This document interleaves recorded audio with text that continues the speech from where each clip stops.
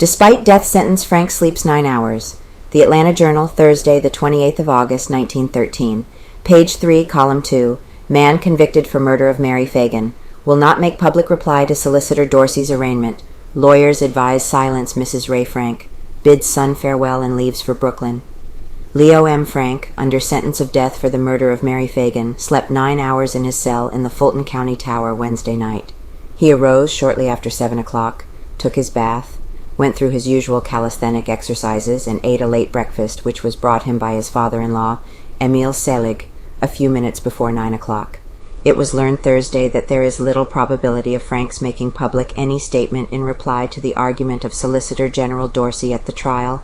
His attorneys have counseled silence on the case, and Frank is expected to acquiesce to their wishes in the matter.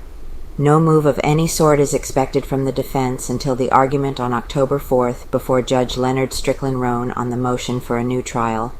Attorney Luther Zeigler Rosser is already at work preparing the motion. Frank's prosecutor, Solicitor Hugh M. Dorsey, is resting from his arduous labors of the past 4 months and is receiving the congratulations of his friends. Mr. Dorsey has decided not to place the name of James Conley, Frank's Negro accuser, before the present grand jury, which holds its final meeting on Friday. A bill charging Conley with being an accessory after the fact of Mary Phagan's murder will, however, be among the first bills to be presented to the new grand jury, which will be impaneled next Tuesday by Judge George L. Bell of the Superior Court. Solicitor Dorsey is receiving hundreds of congratulatory telegrams and letters from people all over the state.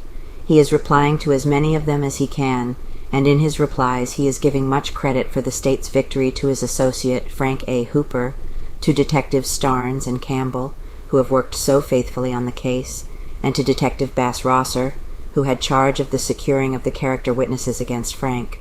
Mrs. Rhea Frank, mother of the man found guilty of the murder of Mary Phagan and sentenced to die on the gallows for the crime October 10, 1913, will leave for her home in Brooklyn, NY, Thursday afternoon to be at the bedside of her husband, who is an invalid. Mrs. Frank visited her son in the tower during the morning and with cheering words kissed him goodbye.